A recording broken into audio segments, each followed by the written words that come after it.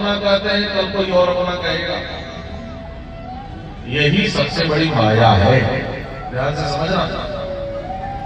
मां माने होता है नहीं, और या माने जो नहीं है और दिखे, उसी को कहते हैं माया।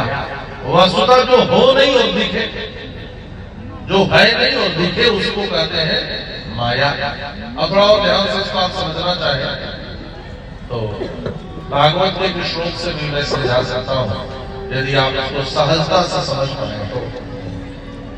माया क्या है?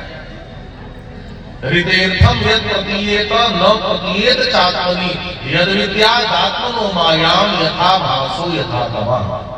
समझाते हैं जैसे, एक बात बताओ, किसी चीज के असली रूप को जानना हो तो उसको नष्ट करना चाहिए, ये विज्ञान भी कहता है। जैसे ये क्या है? टॉवेल है। ये असली रूप में क्या है, इसको जानना हो तो इसको जला दो। जला दोगे तो क्या बनेगा? राख। और फिर राख क्या बन जाएगी? मिट्टी बन जाएगी कि नहीं? मिट्टी बन जाएगी। अच्छा, ये जो टेंट दिखाई दे रहा है, इसको भी नष्ट कर दो तो क्या बन जाएगा? माटी, ये लकड़ी। अच्छा, ये भी कभी नया रहा होगा, इसमें भी जंग लग गया, ये माइक के स्टैंड में, ये भी सब सड़ गल करके क्या बन जाएगा? मिट्टी। बताओ बनेगा कि नहीं? इतना ज्ञान तो सबको है। अच्छा, है वस्तुतः सब मिट्टी।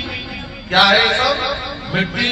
लेकिन हम किसी को कह रहे हैं कपड़ा, किसी को कह रहे हैं लकड़ी, किसी को कह रहे हैं लोहा, किसी को कह रहे हैं रबड़, किसी को कह रहे हैं पुस्तक, लेकिन सबको मिटा दो तो क्या बन जाएगा? मिट्टी।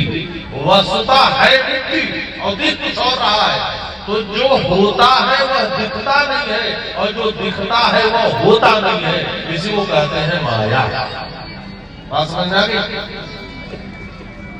और जो है ही नहीं, हम उसको अपना कहते घूम रहे हैं, उसको हम अपना कहते घूम रहे हैं। अच्छा, जिस शरीर को हम अपना करें हमेशा रहेगा, किस बात का अभिमान? इसीलिए सुतीक्ष्ण जी ने यही वरदान मांगा, प्रभु अभिमान नहीं हो तो क्या? अस अभिमान जाय जन घोरे, मैं सेवक रघुपति पति मोरे। मैं राम जी का सेवक हूं, राम जी हमारे स्वामी हैं। यह मात्र अभिमान रहे तो ठीक। मैं और मेरा पद, अहम ममामि मामोत्थई काम लोभादि निर्मलई, ये दो सबसे बड़ी हमारी जीवन की समस्या है, जिसके कारण हमारा मन भगवान की ओर मुड़ नहीं पाता। मैं और मेरापन, यह दो दोष है। उतरे भी है कि नहीं? आपको बुखार चढ़ा और पैरासीटामोल की गोली पॉकेट में लेकर चलिए, बुखार उतर जाएगा? उतरे? क्या करना पड़ेगा? खाना पड़ेगा। वैसे ज्ञान की बातें सुन लेना ही काफी नहीं है, जीवन में उतारना भी पड़ेगा। मैं संक्षेप में ही सुनाता हूं। माया के भी दो रूप हैं, एक को कहते हैं विद्या और एक को कहते हैं अविद्या। विद्या माया और अविद्या माया। अब देखो, माया सहायक भी है, विरोधी भी है। यदि विद्या रूप माया को आपने अपनाया, माया को भोग की दृष्टि से आपने देखा, ध्यान से सुनना, ये जो दृश्यमान है सब माया है। जहां तक आपकी दृष्टि जा रही है, गो गोचर जह लगी मन जाई, सो सब माया जाने हो भाई। ये जितना संसार दिख रहा है सब माया है। लेकिन आप एक बात बताओ, संसार से भाग सकते हो क्या? भाग सकते हो क्या? अब संसार के प्रति दो दृष्टि होनी चाहिए।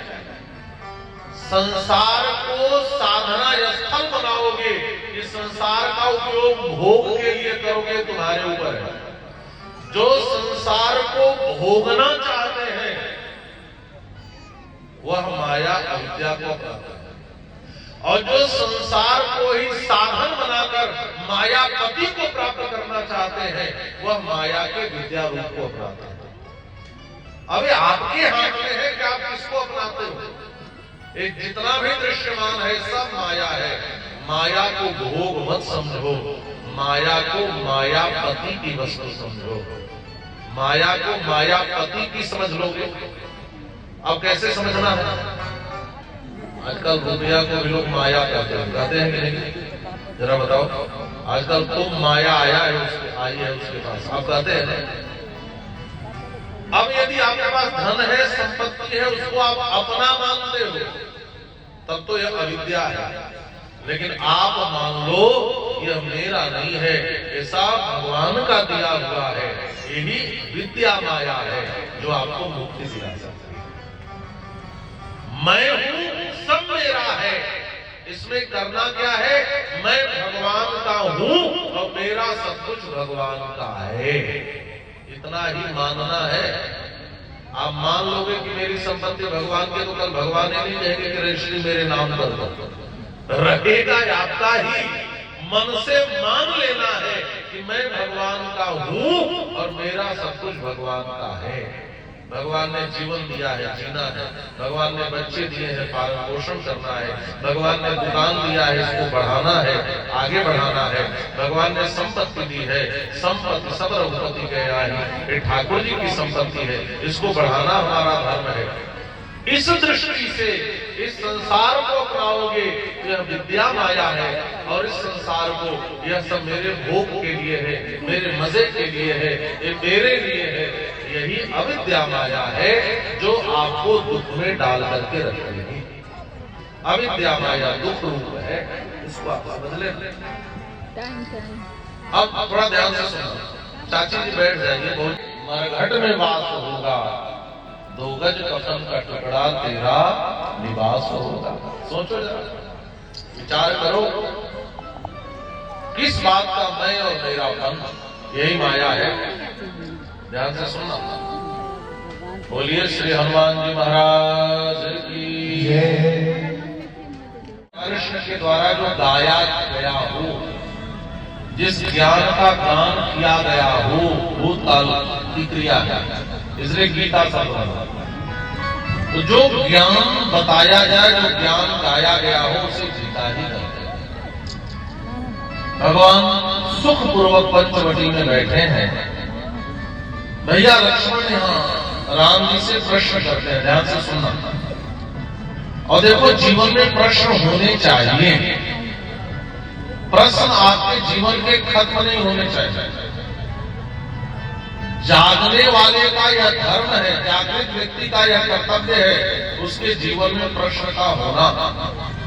प्रश्न समाप्त उसी के जीवन में होते हैं, या तो जिसको सारा समाधान मिल गया हो, या जो बिल्कुल सो रहा हो, उसी के जीवन के प्रश्न खत्म होते हैं। लखन भैया राम जी के पास में आए और आकर के कुछ प्रश्न किया। कहा, प्रभु आप मुझे बताएं, ज्ञान क्या है, वैराग्य क्या है, भक्ति क्या है, माया किसे कहते हैं, ये जानकर करोगे क्या? आपके मन में भी प्रश्न उठता होगा, यदि हम ज्ञान वैराग्य भक्ति को जान भी लें, हम ईश्वर जीव और माया को जान भी लें, तो उसको जानकर हमारा क्या होगा?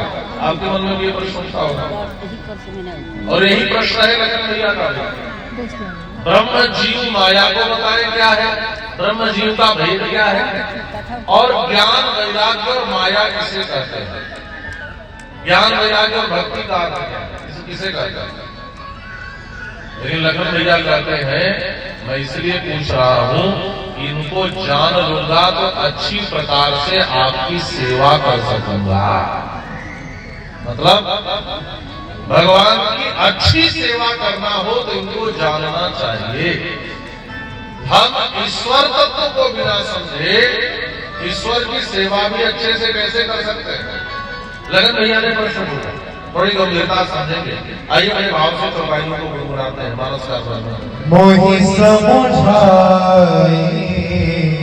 कहूँ सोई देवा, मोहि समुझाई कहूँ सोई देवा, सब कछि करो चल रज सेवा, सब कछि करो